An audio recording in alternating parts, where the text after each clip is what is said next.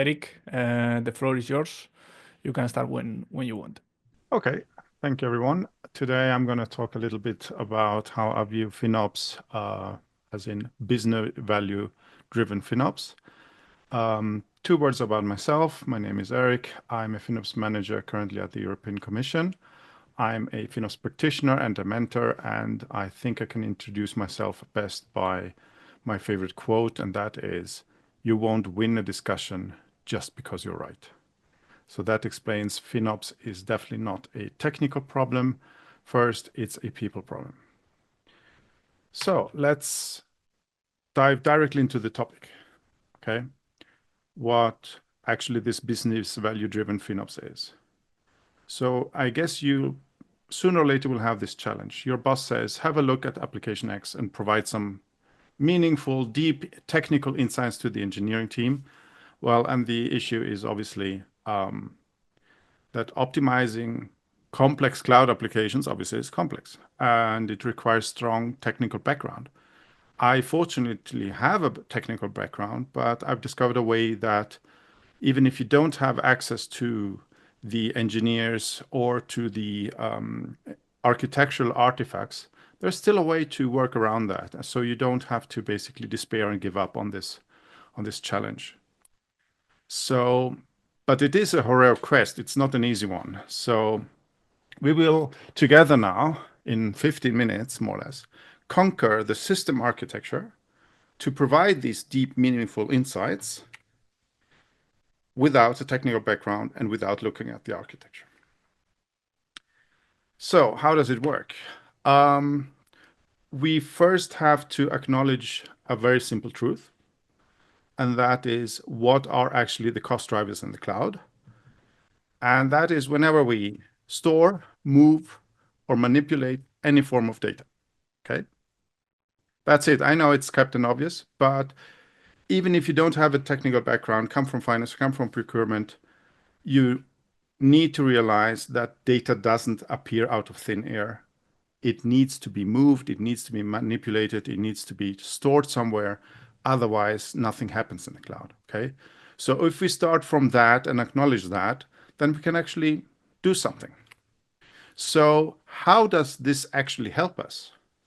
Because just the fact that we know this now is not enough. No, what we will do is we will check the business requirements, okay? And we will also analyze the performance metrics. But since we don't want to look at the system architecture, what we do is we estimate the theoretical optimum of minimum data transfer that is required and basically bypass the whole problem of looking at the architecture in the first place. So how does this work? Let me start with a practical example. Let's take a small Swedish startup, maybe not so startup anymore. It has a cloud backend. Okay, we know that. It has a mobile app. And if you already guessed it, here it is. I just need a very simple application so that you feel comfortable with the reasoning behind it, and we don't need to think about what the application actually does, because I guess everyone knows what Spotify does. So if we summarize the feature very, very, very grossly, we have the option to search for music, we have the option to play music, we get recommendations because it tracks our songs that we play, and we know it is freemium, right? So you have a free user, we have the premium user. That is something that is public knowledge, okay? And typically you would have, within your own organization, you would have much more information at your disposal coming from the business side, what the business requirements are, what the business value is, okay? So let's start with some obvious stuff, okay? We know you can't fit it all on your cell phone. So there must be some communication going on frequently between the app on your phone and the cloud backend. We know that. That's obvious. Okay. We know there must be some kind of license management to differentiate between free and premium users. And we also know that, or we can guess, but it's an obvious guess, that the cloud API must be protected. So we don't have any unregistered access. Okay. So what does this say us? Already we can make some assumptions. For example, let's talk about authentication for these protected API. So let's have a use case. If we perform a search 100 times on our phone, how often should we check the user license?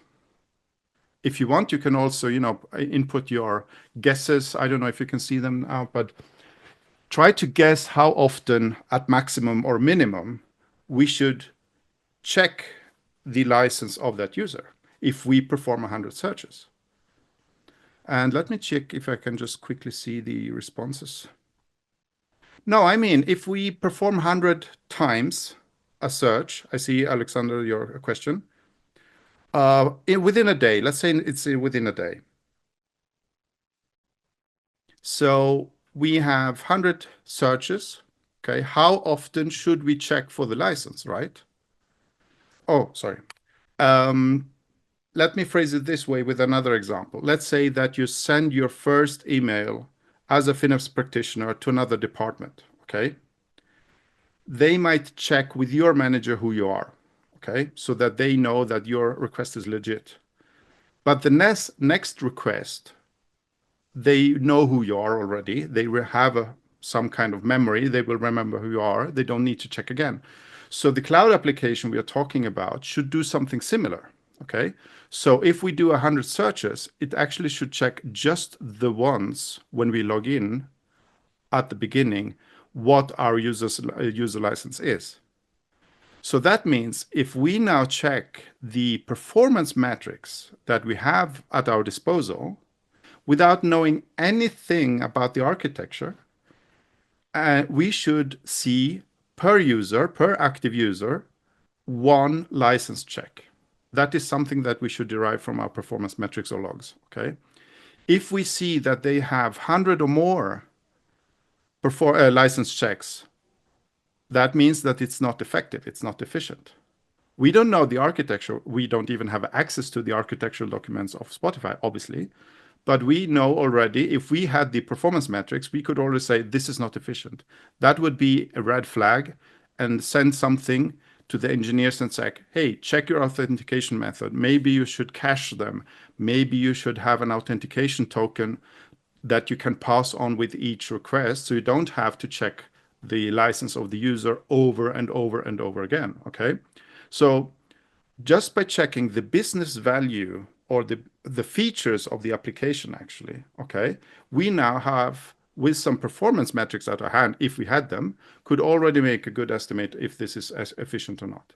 Obviously, if you are like 5 or 10% off the optimal, then we won't bother the engineers. But I can now show you with the next case that there are cases out in the wild where you have a factor of several million off the optimum.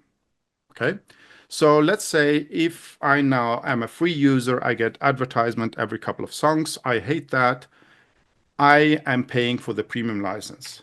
So my expected use experience should be that we immediately stop the ads, right? I don't want to have one more ad in the app. Okay. So how often should the system, which is global, okay, propagate this update to the service? Because we can imagine there's more than one service. It's not just running on one server in a garage somewhere in Stockholm. It's a global application. So they need to propagate this update to the service, okay? It's a leading question, I know. So in that sense, we can already guess we should update this once maybe per server, but that is the absolute maximum we should update.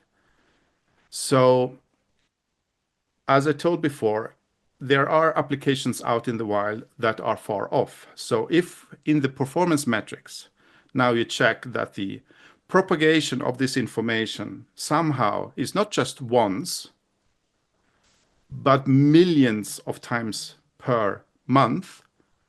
Typically, you would see 2.6 million because that's once per second. That is because some developer maybe thought they go the easy way, right? So if you want to propagate change in the cloud, you can either push changes to any stakeholder that needs to be informed, or all the stakeholders could pull for information once per second. The second one is very simple. It works. So if they have an SLA that these updates need to be transmitted within 1 second, they will fulfill the SLA. It's just simply not the most efficient way to do it. Okay. So in that sense, we would expect from the business description of what the application should do that we have one update per license change. Okay. But if we in the performance metrics find those millions per month, then we obviously have a red flag again. And we can go to the engineer and more or less pinpoint what the problem is without knowing anything about the architecture.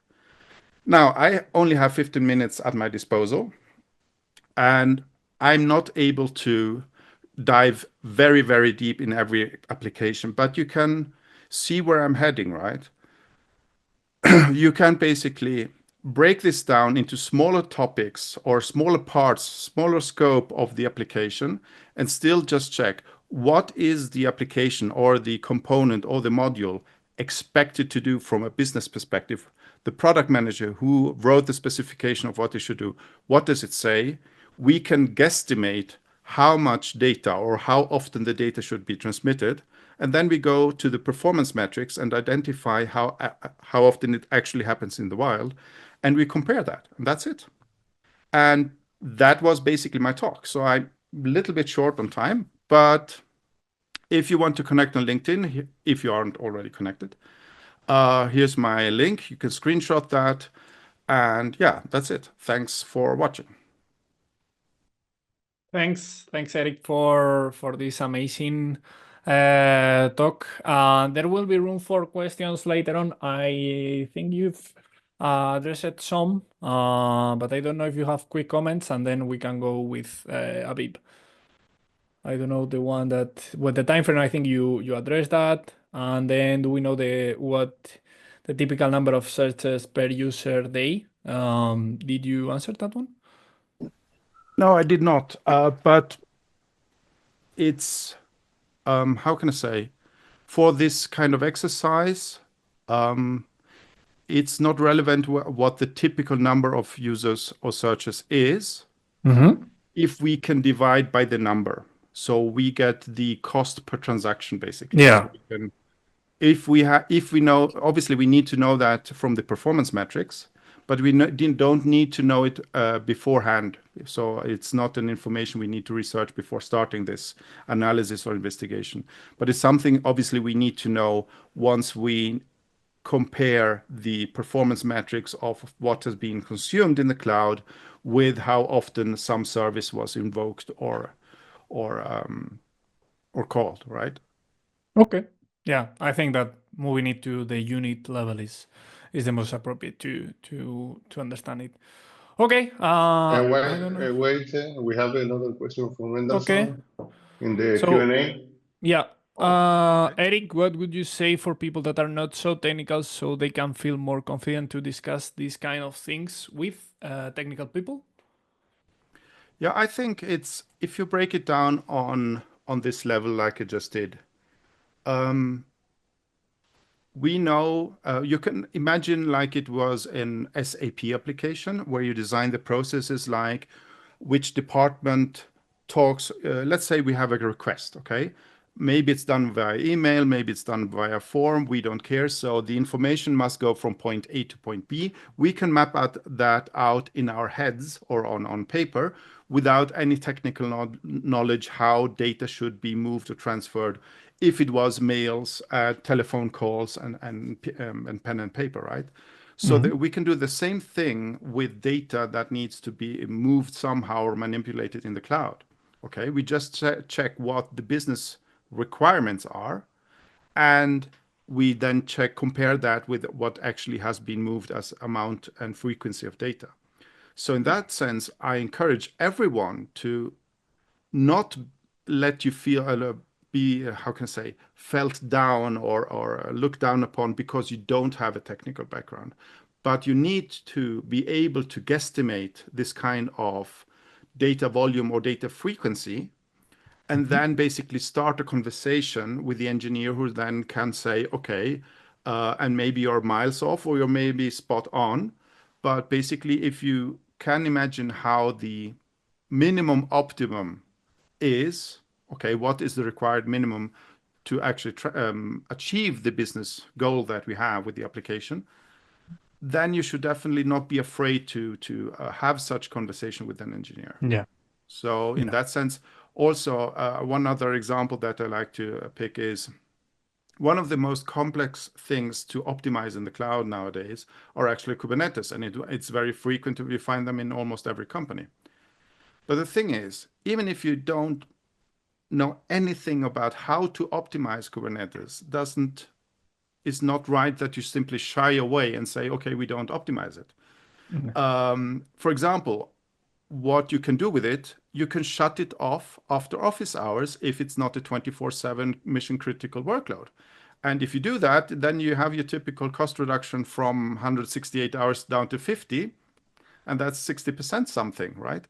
So even if it's complex, you can still consider the things you know about it and make considerations with the knowledge you have.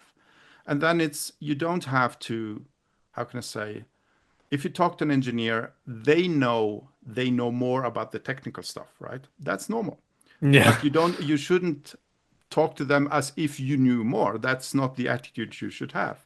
You start a conversation because you knew more or have dedicated more time maybe about the cost behind it or the business needs, the business value and stuff that brings to this conversation.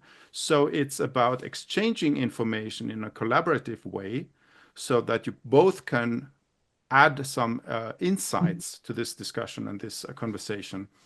And it's, don't see it as a pissing contest. It's all I'm saying.